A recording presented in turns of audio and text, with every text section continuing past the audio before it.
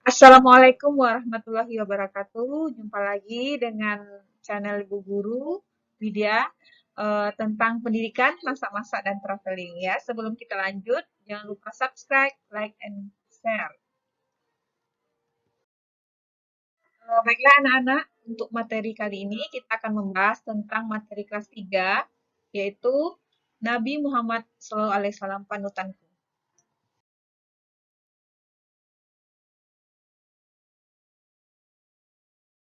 Baik, sebelum kita mulai, kita berdoa bersama-sama. Bismillahirrahmanirrahim. Rabbil zidni ilma warzuqni fahma. Ya, anak-anak kalau mau belajar, niatkan agar apa yang Ibu Guru sampaikan di sini bisa diterima dengan baik. Amin. Kemudian yang kedua adalah fokus dan ulangi jika belum paham. Kemudian yang ketiga, selamat belajar. Nah, kita masuk saja kepada materi kita, yaitu Nabi Muhammad panutanku. Panutanku itu artinya teladan bagi kita. Kita menjadikan dia contoh dalam kehidupan kita sehari-hari. Nabi Muhammad, anak-anak pasti sudah mendengar ceritanya mungkin di tempat ngaji atau sama orang tua atau di media-media sosial. Siapa itu Nabi Muhammad? Nabi Muhammad lahir di Mekah pada tanggal 12 Rabiul Awal. Ayahnya bernama Abdullah, ibunya bernama Aminah. Ayahnya wafat 2 bulan sebelum Nabi Muhammad lahir ya. Kakeknya bernama Abdul Muthalib dan tahun kelahiran Nabi Muhammad disebut tahun kelahiran Nabi Muhammad disebut tahun gajah karena pada saat itu ada pasukan gajah yang dipimpin Abraha dari Yaman datang ke Mekah untuk menghancurkan Ka'bah. Allah menghancurkan pasukan bergajah dengan mengirimkan burung ababil yang menjatuhkan batu-batu yang mengandung wabah penyakit. Jadi, tentara Abraha itu tidak jadilah menghancurkan Ka'bah ya. Nabi Muhammad disusui ibunya selama 3 hari. Nabi Muhammad kemudian disusukan kepada Suaibah, budak Abu Lahab yang sudah dimerdekakan. Nah, setelah disusui Suaibah, Nabi Muhammad kemudian disusukan kepada Halimah Sa'diyah. Nabi Muhammad bersama ibunya tinggal di Madinah selama 1 bulan. Dalam perjalanan pulang menuju Mekah, ibunda Nabi Muhammad jatuh sakit dan meninggal. Kemudian dimakamkan di desa Abwa. Setelah ibunya meninggal, Nabi Muhammad diasuh oleh kakeknya yang bernama Abdul Muthalib selama 2 tahun. Namun setelah kakek Nabi Muhammad meninggal, dia diasuh oleh paman yang bernama Abu Thalib. Abu Thalib ya.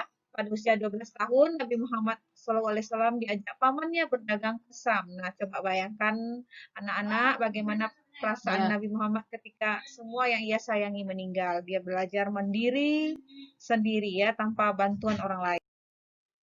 Nah, ketika sampai di sebuah tempat yang bernama Masra, Nabi Muhammad bertemu dengan pendeta Yahudi yang bernama Buhaira. Nabi Muhammad mendapat gelar Al-Amin yang artinya dapat dipercaya.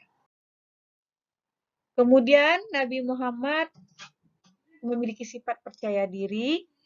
Nah, tahu nggak apa itu artinya percaya diri? Percaya diri adalah sikap menghargai dan meyakini kemampuan diri sendiri. Jadi anak-anak harus percaya diri dimanapun berada. Dalam belajar, dalam berlomba, dalam menuntut ilmu harus percaya diri ya. Jangan pernah minder, selalu merasa rendah diri. Karena itu adalah sifat yang tidak baik. Ya, kita harus yakin dengan kemampuan diri kita. Karena setiap manusia punya kemampuan yang sendiri-sendiri ya.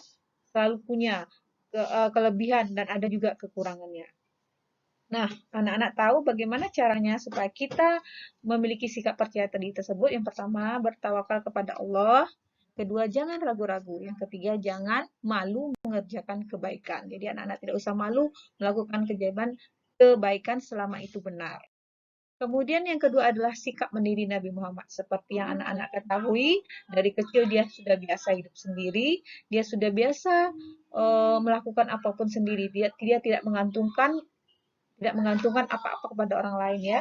Mandiri itu kebalikannya adalah sifat manja. Anak-anak mungkin pernah melihat orang yang bersifat manja, suka dibantu orang lain, tapi Nabi Muhammad tidak seperti itu. Nah, itu harus kita contoh dalam kehidupan sehari-hari ya. Dan masih banyak lagi di sini anak-anak bisa baca. Kemudian eh, karena kemandirian Nabi Muhammad, dia dikenal sebagai pekerja keras yang jujur, disiplin, dan sabar. Nah, itu harus kita terapkan dalam kehidupan kita sehari-hari agar kita menjadi manusia yang berhasil. Agar apa yang kita cita-citakan, agar apa yang diinginkan orang-orang tua kita, agar kita bisa meraih masa depan yang baik, ya, meraih cita-cita yang kita inginkan.